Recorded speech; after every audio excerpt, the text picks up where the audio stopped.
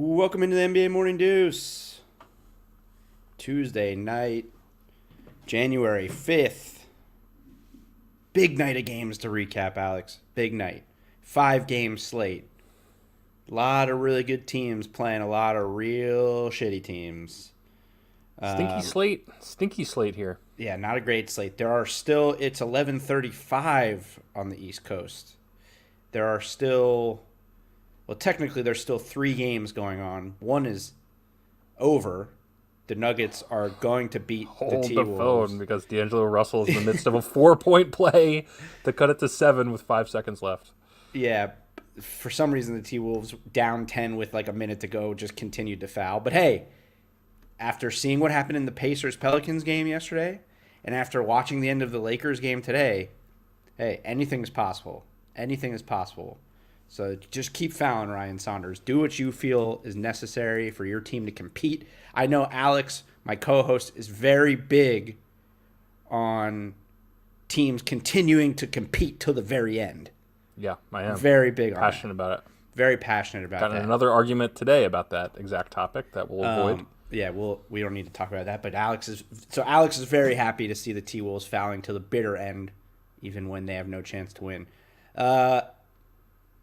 The Clippers are currently losing in the third quarter to the Spurs. They were getting beat by 20 at halftime. They've made a little bit of a run here, but we'll talk about it the game will be done by the time we get to a little later in the show. But it is an interesting trend that we're starting to see with this team that Kawhi sat and they lost by 50. And now Paul George is sitting and they're losing to the Spurs. They may come back and win this game, but they have not looked good. So, and then the Bulls and the Blazers are at halftime. We may not even make it to the end of that game, but the game just really does not matter. So, unless it's somebody bet on it. I don't think either of us did, right? Yeah, I've got the Bulls covering 10. They got to cover, or else I got to go put on the Jabroni repellent shirt. Well, they are down 9 at half. Mm-hmm. So that's good for you. So they're on pace to lose by 18. So not exactly. Yeah, that's fair. But since the games weren't great and there was, I wouldn't call it news necessarily, but there was a story making the rounds today and has been a report that's sort of been circulating around the NBA that I thought it's a very interesting topic to me. So I thought we'd talk about that a little bit before we talk about the 5-game slate, since at least a couple of these games we're not going to talk about very much because there's not a whole lot to really get into. So a report from one of our favorites on this show, Brian Windhorst, came out earlier on Tuesday that there's been discussions, and Adam Silver alluded to it a couple weeks ago, but there's been these conversations about, will the NBA expand? Will they add teams? It's been a conversation for a while now. Today, a report came out that the league office is eyeing a number around $2.5 billion for 2 new teams, for 2 new expansion teams.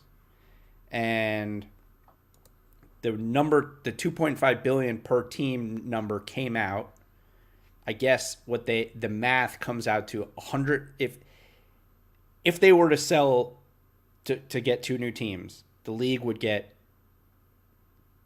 $5 billion split amongst the owners. And none of that money is part of basketball-related income, so none of it goes to the players.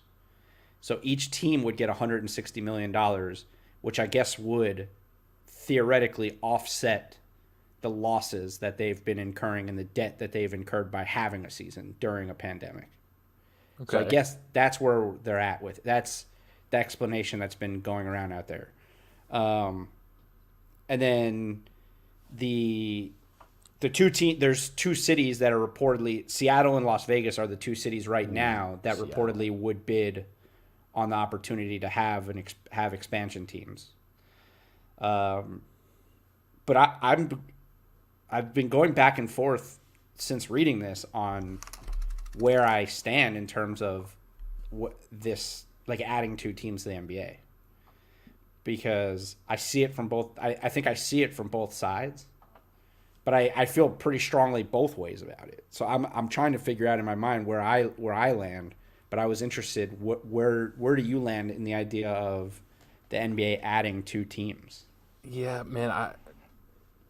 I guess I'm pretty squarely on the fence. But I know what you mean in terms of the pros and cons. I mean, this would kind of to me be like the basketball version of inflation. Like we're just getting 2 more teams to get destroyed, which cheapens the overall product of the league. But if these owners feel, well, that's the thing. I'm not worried about these owners are going to be okay. Billionaires have actually made plenty of money during the pandemic. I mean, not across the board, obviously, but I think most of these owners are doing just fine. So I don't really want to hear about they need $5 billion more. I guess it would also, in the long run, increase revenue because you've got 2 more teams selling tickets. I don't know. I feel like the NBA is in a decent spot competitively, and adding 2 more teams to get I mean, those 2 teams are not going to compete for 4 to 5 years. No chance, unless Kevin Durant goes to Seattle or something. I don't know, like how that would work, but I think my initial reaction, because I obviously just found out today, is against it, but not super strongly. Like. Well, I don't know that I necessarily agree that the league is that competitive right now. I mean, I think when you look around, I was actually thinking back on it. I think I'm 34 years old, and it's pretty close to half my life at being an NBA fan. You pretty much entered the season knowing at least one team that was going to be in the championship. Like the league has never had that much parity, right? So, like LeBron's been in the NBA, it's been in the finals for 10 years. So after like his first year or two, you kind of were like, all right, LeBron's going to the finals every year. So that's 14 other teams that automatically are not competitive. And then after MJ's first title, it was like, okay, well, the Bulls are going to the finals every year. So that's 14 teams that are not competitive. You know what I'm saying? So like, the league is already kind of not that competitive. When you look at the top like 15 to 20 scorers in the NBA, there's like, it's only split up.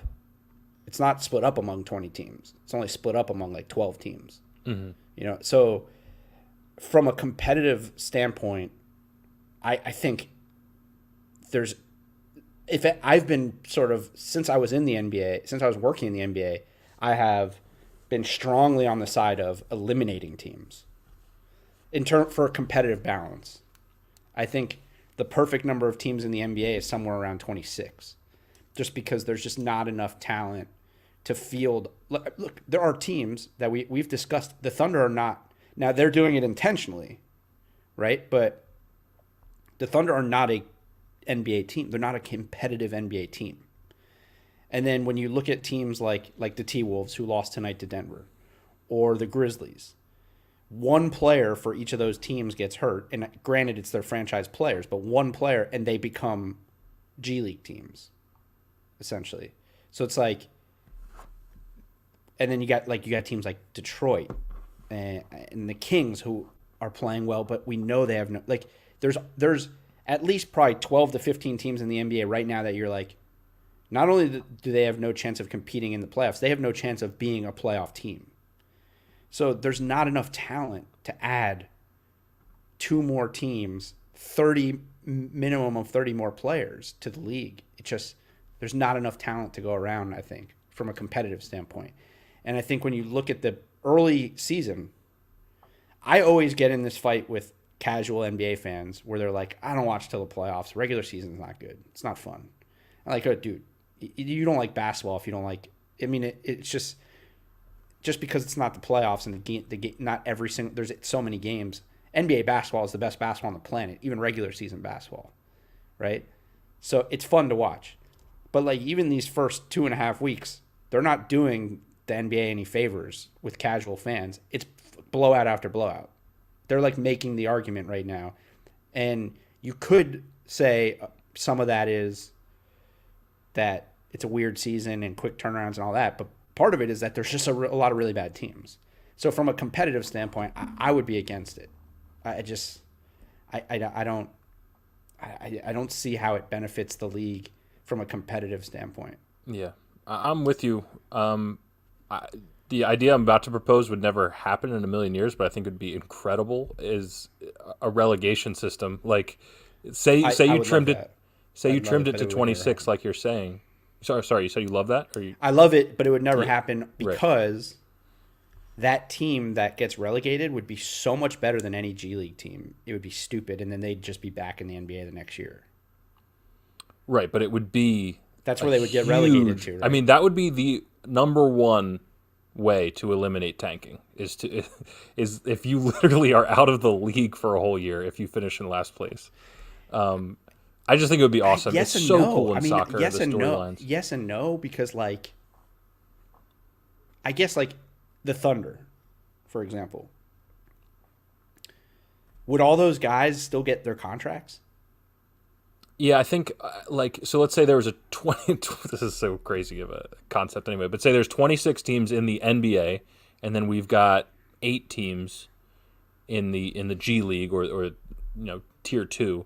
Everyone would be treated contractually like an NBA player.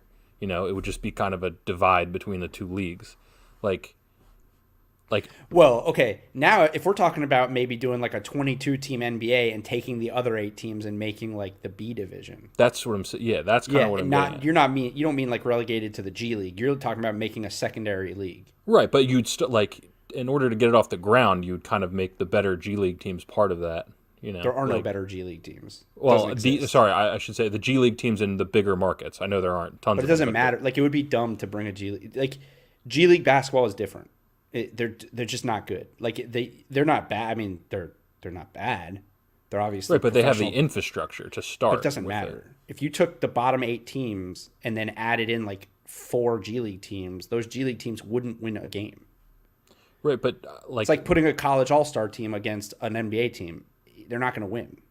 well, I mean, this scenario assumes we're adding 2 new teams, right? So how are they going to get their players? I mean, it's an expansion draft. I understand that. So, I mean, I'm just talking about if you were to do this relegation idea, which is obviously totally hypothetical and awesome. and awesome, and you did 22 NBA teams and then an 8-team second division, you couldn't add G League teams to that second division. You just couldn't do it. G League teams are just not good enough. You would just have to have an 8-team second division. Okay. What I'm saying is like you take those market like the rosters, regardless of the players on it. I'm talking about like you have the bigger. I'm trying to think of. I mean, No, you don't have to change the markets. You already have the teams set up. You're just taking 8 NBA teams and making them the second division. You take the 8 worst NBA teams. You're now the second division. Sorry, bubs. Okay, and you don't touch the G League, and then you're Yeah. adding 2 more of these expansion teams to Seattle and Las Vegas. Well, this is assuming that they add the teams. I thought you were just talking about what you'd like to see. I want less teams in the NBA. Right. So yes, sure, okay, 22 teams. So if they added 2 expansion teams, then you did a 22-team NBA and a 10-team B division, where you could get relegated. Yeah, that'd be awesome. It's be never amazing. going to happen in a million years. We can't even get. How much time do we spend on that? We can't even get a 1-16 playoff in the NBA. Right. You know what I mean? So. Like, there's still divisions for no reason. Like it's just like there's that will never happen. It would be cool. Now, back to the expansion thing. From a competitive standpoint, I hate it. Like I just think it's dumb. Mm-hmm. And I think the general consensus for any sports fan or probably any person, particularly during a pandemic where people are losing. I mean, I'm one of the people, right? Like I got laid off. Millions of people don't have jobs. I understand that. So I think the instinctual thing is to say, well, if we're just doing this so that the owners can make up their $160 million, I mean, the owners are going to be fine. And I understand that's, but I think I've talked about this on here plenty of times and we've had this discussion. As much as it sucks to say, like the owners need that 160, they need it. Because at the end of the day, no owner is losing $160 million. It's the people that work for the owner that are going to lose the $160 million. You know what I'm saying? So like when I worked at my former employer, a very big corporation, they lost a shitload of money because they were all based on sports. Like it was a network based on sports. There were no sports, they lost money. Well, the guys at the top didn't lose money. The owners didn't lose money. The shareholders didn't lose money. I lost money. I lost my job. So if adding 2 teams to the league, making $5 billion, spreading it out amongst the owners means people don't lose their jobs, owners don't have mass layoffs, all this stuff, because at the end of the day, the rich people are not going to get less rich. It's the people below them that are going to suffer.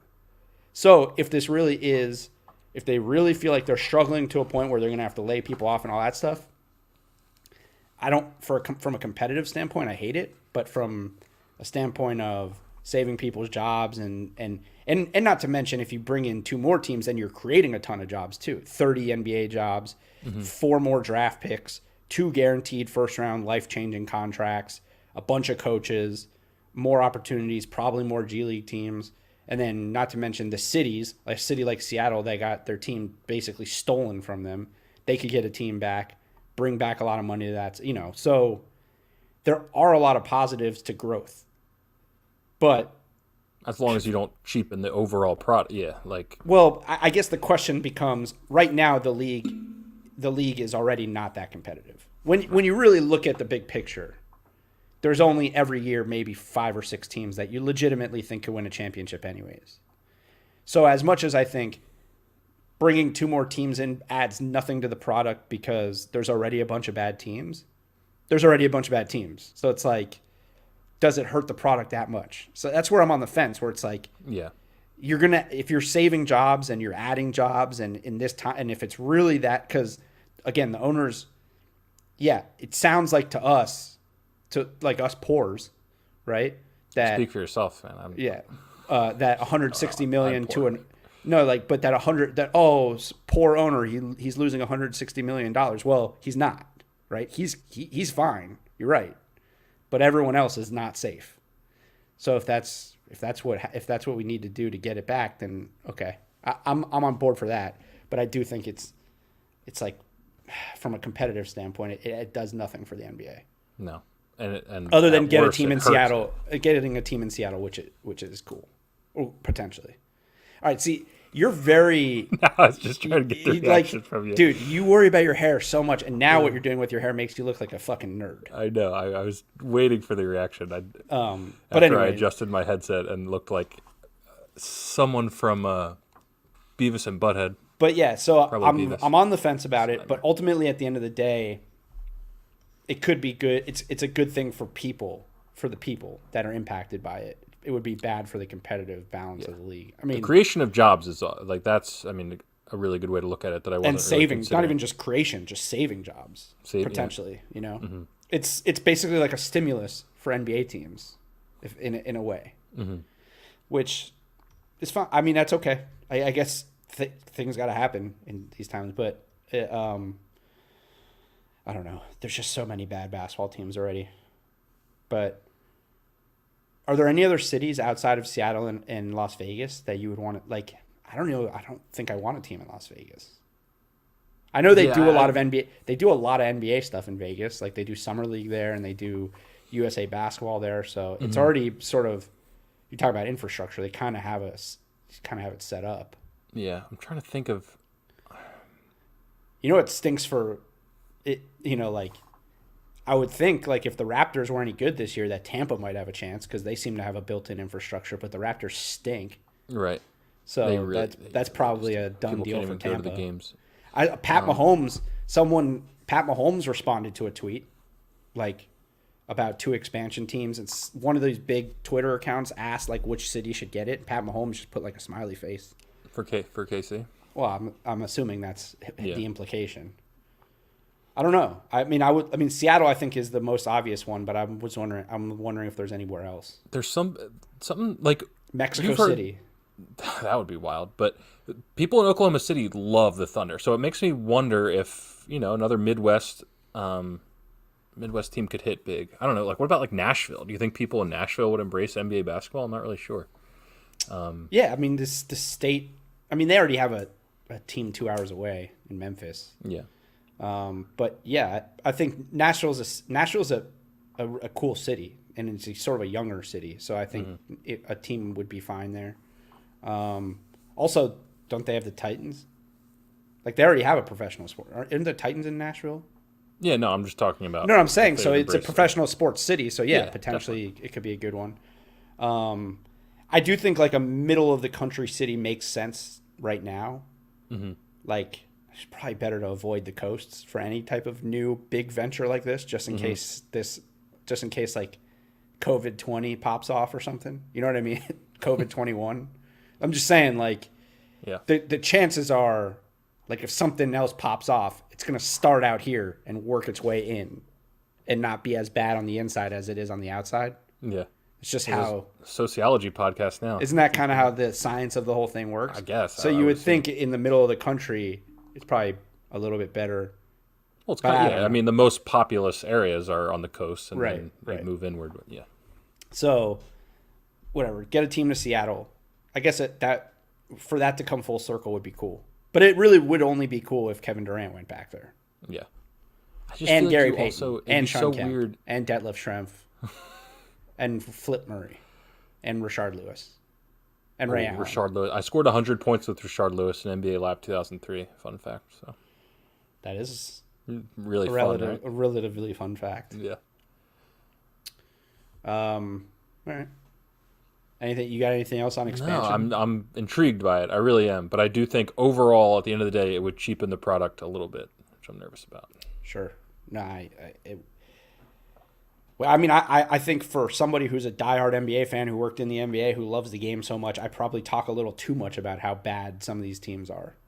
Like I talk about how bad some of this NBA basketball, but it's true. You got to be honest about it. It's just there's some really really bad product out there already. And my another big concern of mine before I move on, which I'm glad I thought about this, is one of my biggest concerns is if they're just expanding to expand and make money. I worry about the vetting process. Who are the owners going to be?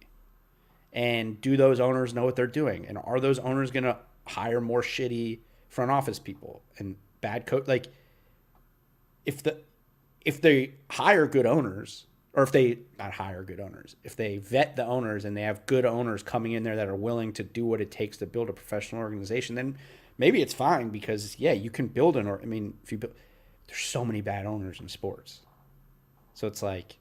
Are we just trying to get $5 billion and bring in two shitty owners just to make up the money?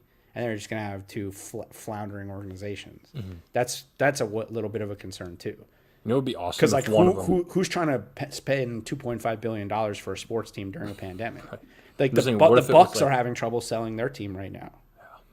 What if it was like a board of? I'm sure there's 12 guys out there. Well, 2.5 billion is a lot, but if it was like a board of 12 NBA players that came in to buy, I mean, I don't know that there's that many guys that have $250 million sitting around or $200 million sitting around, but that's not a bad idea. But it'd be cool. Yeah. All right. Well, we'll see what happens. I feel like this doesn't seem like it's that close to happening, but it was an interesting story. And I'm sure more will come out about it. Mm-hmm. All right. Let's get to tonight's games. I think they're all pretty much almost done. Clippers are down 12 in the fourth. Blazers are only up 7 on Chicago in the third, which is interesting. Plus 10, baby. Yep. But let's start with the first game of the night, which was like the most devastating game of the night. The Nets blowout Utah. This was my one bet of the night yesterday, where I was like, this is my lock. I basically called it. I didn't say lock. I don't think, because I would have called you on the lock thing. Well, I don't say lock, but I basically said I said without even knowing what the line was, I'm taking Utah, whatever the line is, which was -4. Which is actually kind of right where you had it pegged. As well. Yeah. Dude, I'm a sharp. I told you, I'm turning into like a sharp. Well, they lost by 34. So. Yeah, I know, but I won my other bet of the night, which didn't seem like a good bet. So, I know, I understand line movement now. It's weird. Clearly. But yes, it's remarkable to me a couple things from this game. Number one, Kyrie Irving is it's just like you see him in a game like this and you're like, how is it possible that no one thinks this guy's even like a top 15 player in the NBA? It speaks a lot to him as a person and as a teammate, because there really aren't There's probably not more than 5 guys more talented than him offensively in the NBA. Yeah, raw talent. Yeah, when you're talking Just about like ability, skill, yeah, skill, like his he skill just is does. He just can absurd. do whatever he wants. But he is. But again, like he does this without KD in the lineup, coming off of 3 straight games where he shot like 30% from the field. This has been the story of his career where he's up and down like this. But this game, I mean, he did whatever he wanted, and like the Jazz, they had no answer for him. They couldn't. It was just a blowout. They blew the doors off of him right out of the gate. I think they. What was the first quarter? It was like 35-18 or 14, something. 35-14. Yeah, I mean that's a blitzing, and no, I'm with you. Kyrie is one of like the most. You just don't know what you're going to get. You really don't, and it's kind of one of the reasons I'd like to stay away from betting on the Nets because it's like you can't pin him down what he's going to do, but when he's on, he's electric.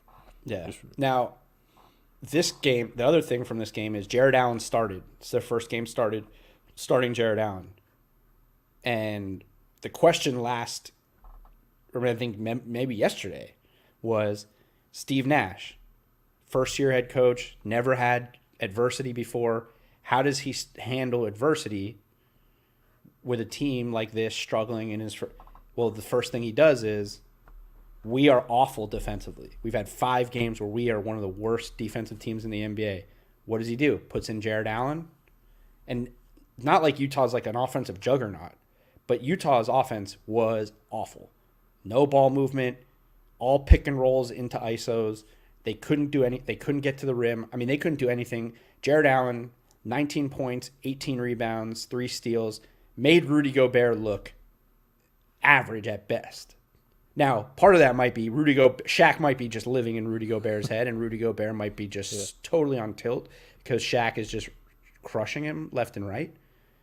But still, Jared Allen comes in, plays 31 minutes. DeAndre Jordan, who, by the way, 10 minutes a game might be the right number for him at this point in his career. Like, he doesn't look great, and he looks like a 10-minute-a-game vet.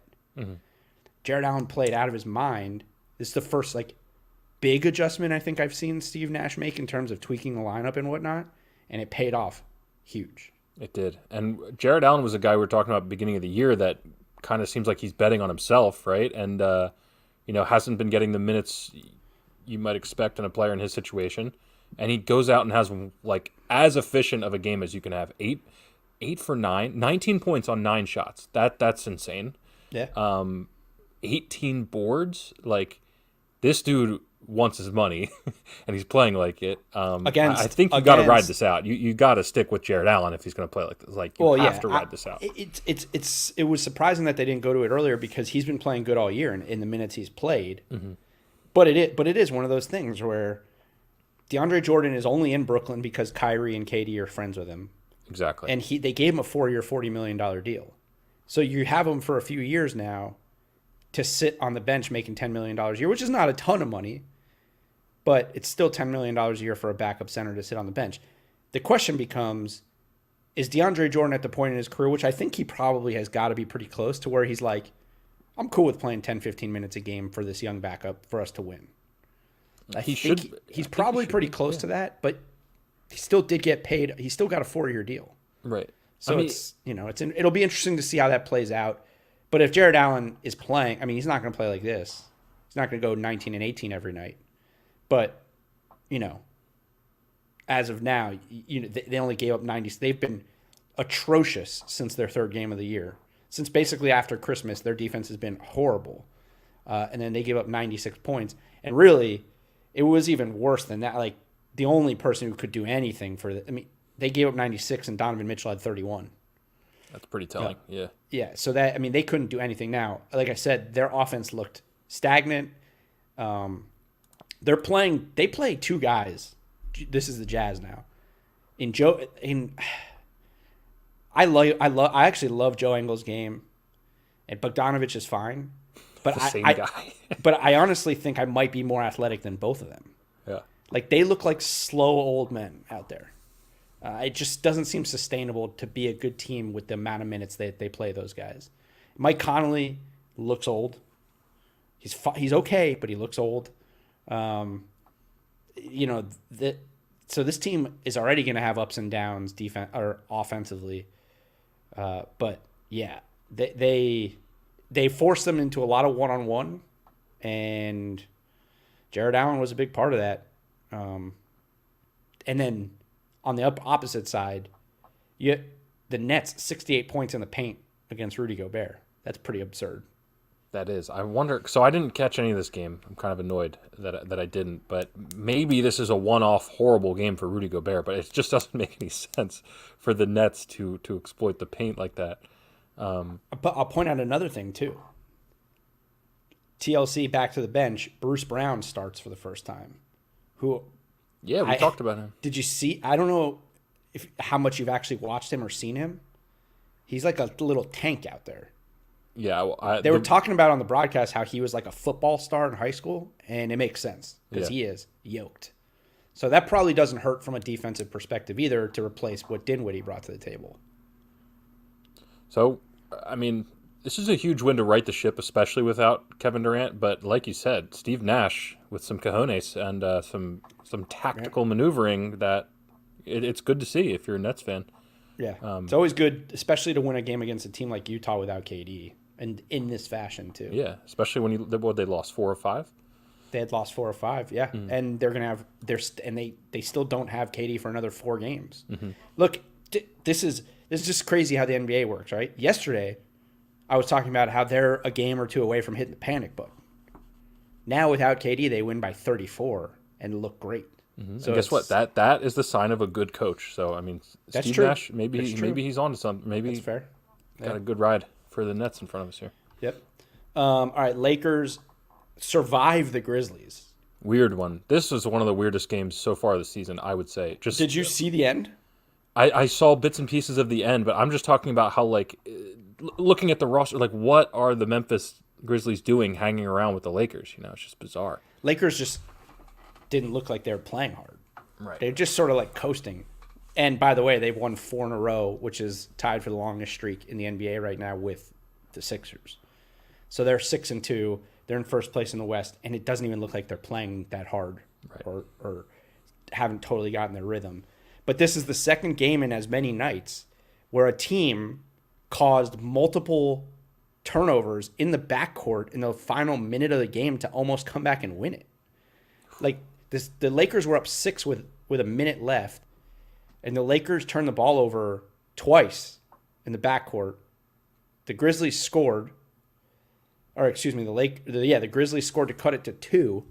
And then at the end of the game with like 1.7 seconds left, Memphis didn't have any timeouts, but the Lakers turned it over again. Jesus. I'm looking at the play-by-play. But there wasn't enough time left for anything to happen, so the game just ended. But just sloppy game. Lakers obviously survived it. It was another one of those ones where like the Grizzlies stuck around. Even at a point in the fourth, they were winning, but I never was like, oh, they're gonna win. LeBron is just stupid. It's just like when he decides to do something, there's nothing you can really do. Like he was hitting like these elbow fall away jumpers. I think the shot that put them ahead by 6 was like a step back fall away from the elbow that looked like it had no chance of going in. That's and one then of the plays comes I back saw, yeah. then comes back down and just comes out of nowhere to go up and meet Brandon Clark at the top, who is a freak, and block his shot. Like, it's just, we could talk about him forever. We really could. He's 36. It was just a quick reminder. He's 36. Yeah. He's a fascinating. This team is so they haven't even remotely touched the surface of what their peak is. By the way, they're the defending NBA champions, and they're in first place in the West. So that's pretty scary to think about. They're not even playing that great, and they're 6-2. And I mean, what's the equivalent of a 70-win season and a 72-win season? 60 wins? It's right around there. Yeah. It's probably 59, 58. They're going to do that, I think. Yeah. They should do that unless they start resting guys. They're so good. Like Talon Horton-Tucker played a lot of minutes. His numbers aren't crazy, but he looks good. Schroeder still looks good. Oh, God, they're That's what I'm saying. Schroeder's only played with this team for 6 plus how many preseason games do they have? and 3, something like Gasol that? and Yeah. Trez and Wes Matthews. I mean, it's. I still Remember, wouldn't be this team only had like 5 guys that returned from last year. Or 5. Well, 2 of them, of course, happen to be the 2 of the best players in the NBA. So Well, that helps, what we said was the 2 best players in the Yeah. NBA coming into the season. But I mean, that's just the ceiling for this team is absurd. You know what's frustrating? I'm sorry, I got to go off on a tangent here. I had a parlay with the Spurs money line that would have won a lot of money tonight if it wasn't for the Nets. The Nets boned you. Oh my God, yeah, the Nets, they crushed me. Anyways, yeah, the Lakers. It's pretty crazy how good they have a chance. Well, they are not a chance to be that they are. All right, game we were talking about off the top. The Nuggets ended up pulling away barely to beat the T-Wolves. But the Nuggets still don't look great. And I told you, I think I was texting with you, I had some numbers on them that are pretty jarring, like concerning if you are looking at them in terms of why they've struggled early on. They're 3-4 now. But this game looked like the T-Wolves were going to win this game for, 42 minutes? Probably the last 6 or so minutes, the Nuggets ran. Yeah, they turned it on. Took over. Coming into today, and I'm not sure that today will make a difference, 29th in defensive rating, 29th in defensive rebounding, 29th in opponents' points off turnovers, 27th in opponent field goal percentage, and 26th in opponent three-point percentage. That's why I texted you during the game. It looks like they might really be missing Jeremy Grant more than we thought. Because you remember Jeremy Grant, one of the biggest things we talked about with him in the playoffs last year was he was a monster on defense. Yeah, he's everywhere on defense. He's and all he really over the place. he can guard 1 through 4 for sure. He hounds the perimeter. It makes your rotation, you not have to rotate as much because they don't have a rim protector. Hey, Bol would fix that, but he still doesn't play.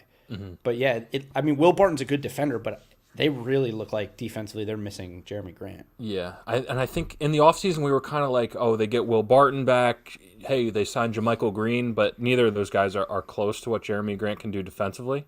And maybe JaMychal Green can turn it around and I mean, it's not like he's playing bad. It's just he's definitely not defensively on the same level as Jeremy Grant. But maybe he's just finding his footing, and this isn't as big of an issue down the road. But there's no denying it. Like, they've got problems on defense, especially when your all-world player is just flat out not a good defender. Right. Because he had 35, 15, and 6 again. Yeah, he's just he's unbelievable offensively, but he really his defense is a concern for me. It always has. It really always has been. But the biggest problem is less about his. So here's the thing.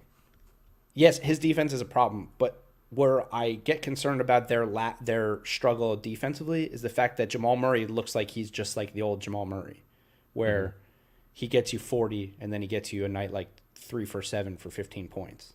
Yeah, like that's been his whole. That he's a little bit like Kyrie in that respect, where it's like he's unstoppable, and then all of a sudden he's not even existent. Mm-hmm. And he's a guy. If you're gonna be last in the league in defense, he's got to average 30, 25, or at least a steady 25. That's not right. up and down like 35 and 15 every once in a while. Right. He's only 23. Is the other thing. I do wonder if I kind of rushed this team but. I still think they're going to be fantastic. I don't really understand it. I mean, their defense is bad, but I feel like Michael Porter Jr. has been out for a few games too. Yeah, but I'm not sure that that's the difference. Right. I just feel like Malone can get this ship righted. I mean, they looked absolutely horrible against the first round of the playoffs last year. Defensively, they looked totally lost for the first 4 games, and then really turned it around. So we know that Malone has what it takes to get this team going defensively. So maybe we just need more time to see it, but it's a concern. Yeah. By the way, Facundo Campazzo just continues to get minutes. We're still not sure if that's offending anybody. If it is, let me know. But and also just grow up a little bit. Yeah. I love this guy. and now he's playing crunch time for them. Like he was in their final 5 in this game. Played 25 minutes. They said on the broadcast that he's the shortest ever undrafted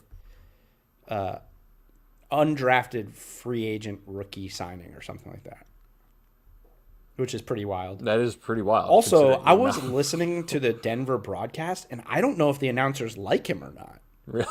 Because unless I thought I was listening to Denver broadcast, but it was Minnesota, but the announcers kept being like, he makes these plays that he used to make in the EuroLeague. He's not going to be able to make them in the NBA. Like, he's got to stop taking so many chances. Like, they kept saying it, but then everything he does is cool. Like, that's super weird because that's something that your broadcast team would lean into if you have this fun player. That's like he didn't turn the ball over. I mean, he missed a couple three. He went over 3 from 3. It's the only real negative. But like the way his swagger when he's dribbling the ball and the way he passes the ball, he's exciting, especially for. I mean, to be 5'11" and probably more like 5'10" and be able to control the game with your passing like that is not easy when you're that small. Right. I mean, at the highest level on the planet, yeah. He's a wizard passing the ball. Like it's crazy.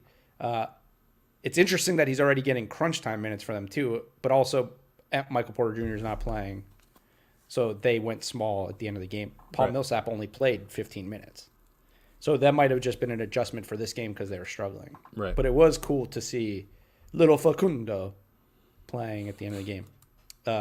I really for the T-Wolves. I watched this whole game, right? And I was actually going to say, until I just looked at the box score, D'Angelo Russell looks like an average player. I didn't even realize he had 33 and 11. Like, he just looks like another guy out there. But maybe I don't know. Like, I watched a lot of this game, and I was like, what happened to D'Angelo? Yeah, I mean, I guess he had a great game, and I was just 33 and 11. So he objectively had a great game. I didn't get to watch much of this game except for a little bit at the end, but I don't know. I'm confused by D'Angelo Russell because I think 2 years ago I would have said like this guy's going to be an all-star. And now I don't know. I don't know if he's just an above average player on a bad team or if in the right scenario he would be like truly great. A little confused by him. I really like Anthony Edwards. I don't know if he's ever going to be like a superstar, but there's just something about him. Like, he's just fun. He has a fun attitude, and he's a monster athlete and really talented. But like he went 1 for 7, but the 1 3 he hit, I was like, well, damn. I was like, well, damn, this kid's gonna be good. It was pretty remarkable. Kawhi Leonard just missed a shot at the buzzer to tie it, so the Spurs win 116-113. There we go. I guess we could go to that game. Yeah, and we can hammer home that it looks like they need Leonard and Paul George to beat anybody. Which is, it's weird. Like right now with this team, with this Clippers team. You know, they don't look great, but they're still 5-3. And every time they lose, there's like an excuse. It's like, oh, they got blown out, but they didn't have Kawhi. They lose to the Spurs, but they didn't have Paul George. They're up by 31 against the Suns, but the Suns come back, but they still win by 2. You know what I mean? Like, there's always something. But all these things, it's just one of these things where it's like, I feel like it's gonna like accumulate to where they're probably they like we keep saying they're the second best team, and they probably are just from talent. They are the second best only team. Because of their star power. That's it. That's because. But then this type of stuff keeps happening. And you're like, how long can you? I guess because the West is so weird this year, they are by default the second best team. But I'll tell you what, if the Suns go on a little bit of a run here and keep winning games, I won't have a problem saying it's the Suns if they keep playing the way they're playing, even though they lost to the Clippers. If the Clippers keep having this up and down play and the Suns can put it together, because the way the Suns defend and their firepower, they have a shot to be really damn good, better than I expected. And Devin Booker hasn't totally gotten it going yet, it doesn't seem like. But he's just fitting into the team at this point. Yeah, no. But with the Clippers, it sounds crazy to say a team with Lou Williams has a bad bench, but I'm concerned about the Clippers bench. I don't think it's very good. No, it's not. There was a point tonight. It was in the second quarter. They were down by 10, and they had the lineup that was in the game was Luke Kennard, Pat Beverly, Terrence Mann, Ivica Zubac, and Reggie Jackson. It's not good. It just isn't. It's not a good team. I think Reggie Jackson is below average at best. I just don't think. I mean, he's just. I don't know. How dare you talk about a former Sam Presti draft pick like that? Sorry about that, but I just don't think he's very good. Zubac is, he's probably the backup center on most teams. And then you got Lou Williams who can heat up and score, but their bench doesn't scare me at all.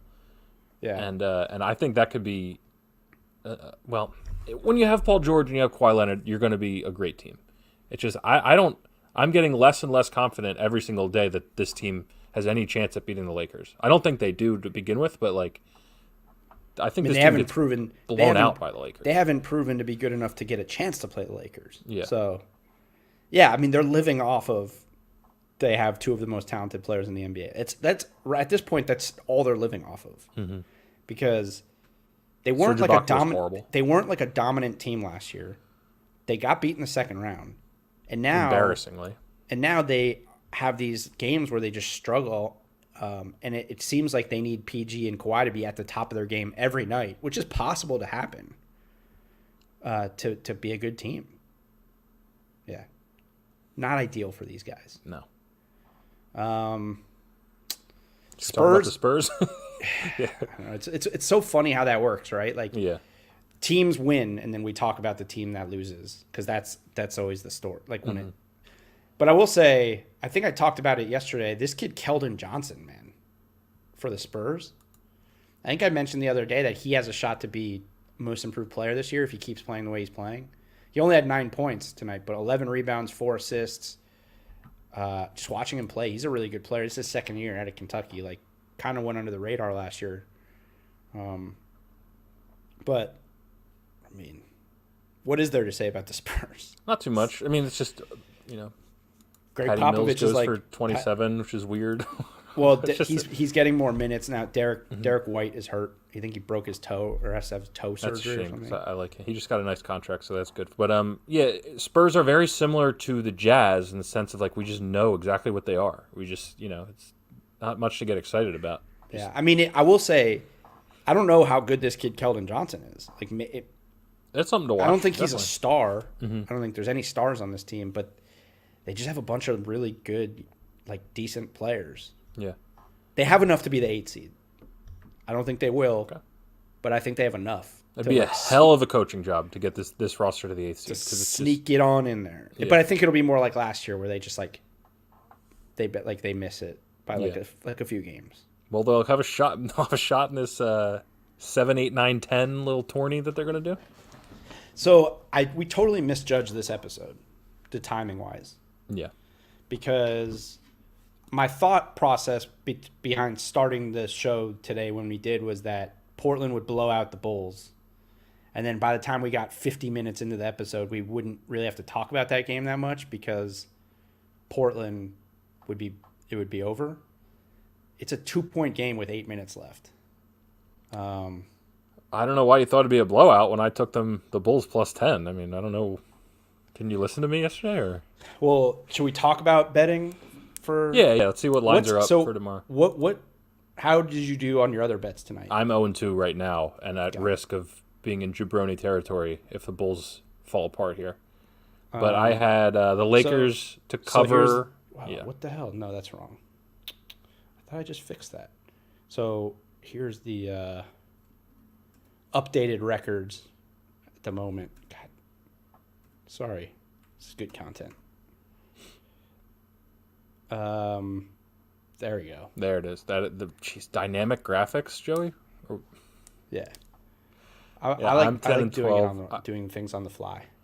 The Lakers won but did not cover. Again, we said that was just a strange game. Like, the Grizzlies are so, without Ja, are just so undermanned against the Lakers. But Lakers win, don't cover. And then I was pretty confident the Nuggets were going to blow the doors off the T-Wolves. and they won, but it was only by 7. The line was 11.5. So yeah, Nuggets they're disappointing right now. They are, but it's still early. Yeah, I went 1-1. I actually had Minnesota plus 12, so I got that one, and then obviously the Nets. I took Utah -4. So I'm 15-10 so far right now in the season. Alex is 10-12. With the chance to be 11-12 very soon. Yeah, we'll see what happens. We may have to update that tomorrow because I'm not sure that we're going to make it another half hour because this game looks like it's going to take a while. So let's do our bets for Wednesday night. Sure. You would think, now here's the thing. You would think someone in my position, someone who is 15-10 on the season, who hit a 5-game parlay that was just so damn sweet already. It's pretty sweet. Would not change up his philosophy in betting because it seems to be working decent. But that's not the case. I'm going to take this big basketball brain of mine, okay? Okay. And I'm going to combine it with actual gambling information. I'm going to see if I could take that 15-10, make it 18-10 tomorrow. I'm never losing a bet again. I did research. Not super extensive. With confidence like that, I don't see anything that could go wrong. There's just no, I don't know. Yeah. That being said, do you want to do your bets first for tomorrow? Or you want me I do, because I'm actually liking a lot of lines here. Okay. Ready for this? And I'm not doing anything that you just talked about, okay? I'm going purely off gut. Well, that's probably the best way to do it. The one I am most confident about is Pacers -2 against the Rockets. I feel pretty good about that. I got some numbers on that, man. I'm going to stay away from the Sixers-Wizards game, though I like the Sixers -6.5. I just don't want them to break my heart, man. You know, I'm high on them. It is hard to bet for a team that you care about. Exactly. I'm high on them. I don't want to get pissed when they win by 5, you know?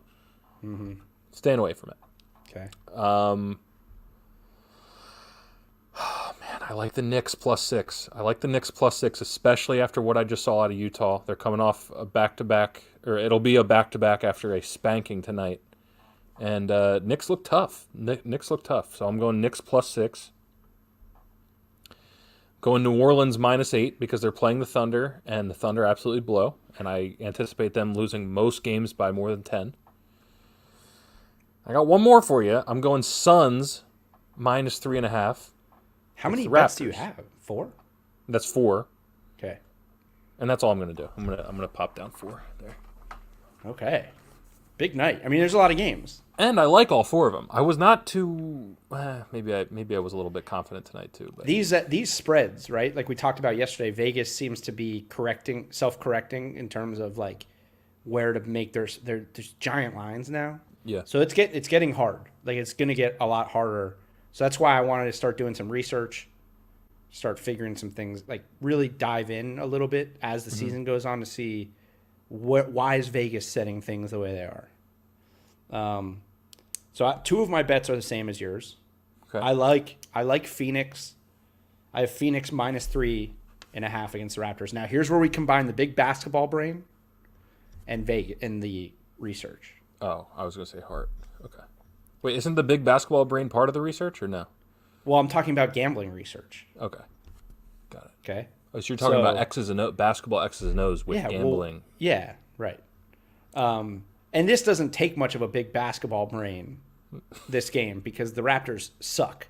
I mean, the Raptors are just really bad. Not good. So if you're just looking at the number and you're like, well, the Raptors were up 15 against the Celtics and lost by like 25, and Jason Tatum had 40. The instinct is, okay, and the Suns are, we've been talking about how they're one of the best teams in the West already. It's instinctually you should. Phoenix is also 5-2 against the spread this year. And in the 2 games that they didn't cover, one of the games, they were -3.5 and they won by 3. The other game, they were +3.5 and lost by 5. Wow. So they're right there. Even when they don't cover, they're right there. Mm-hmm. So that combined with the fact that the Raptors suck, they're cover. I mean, it's a mark it down. You almost let it slide. I almost heard the L word slide there. That's a mark it down. Okay, that's a mark it down, which is a significant tier below lock in my book, but it's important. Also, I like Pacers -2 versus the Rockets. Okay. So those are our two that are the same. Got it. Yep. I just think, well, first of all, the Pacers are a better team. Right now, the Pacers are a better team. It's tough because the Rockets are at home and they have the best player in the game. So, in a 2-point, to me, when the line is 2 points, you're basically picking a winner. Mm-hmm. It seems, it could be a 1 or 2 point game, but you're essentially picking a winner. But I do think the Pacers are a better team, and I kind of think what we saw from the Rockets last game is kind of more like what we're going to see from the Rockets than the game before, which is they just weren't great. But Pacers also this year, 5-2 against the spread. Okay? In their 5 wins, they covered. In their 2 losses, they did not cover. If that makes sense. And you're okay. And I'm banking on them winning. So if they're winning, they're also covering. Cover. Okay. So give me the Pacers. Okay. That's a market down. That's a market. Wait. Okay, marking that down.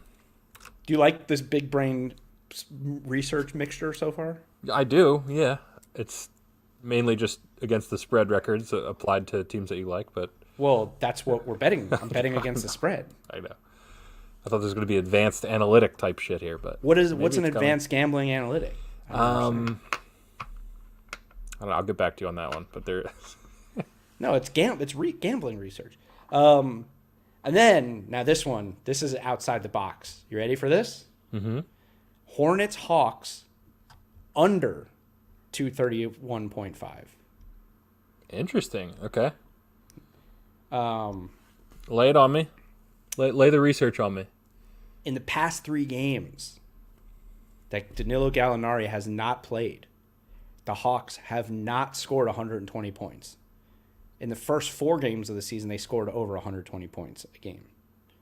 They have not hit the over.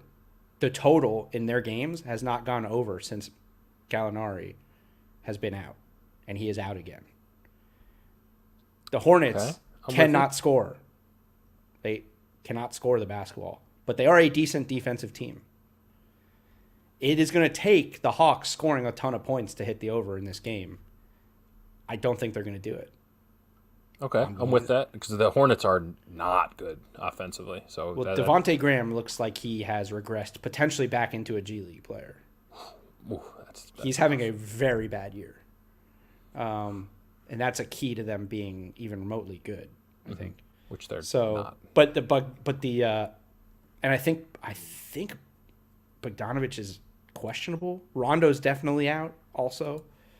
I'll tell you right now. But the Gallinari thing is interesting. Their offense has not been as good since he has been out. Yeah, Bogdanovich is day to day. So they've gone. The game total has gone under 3 games in a row in the 3 games that Gallinari has sat. That's good stuff. That's a market down. Market down.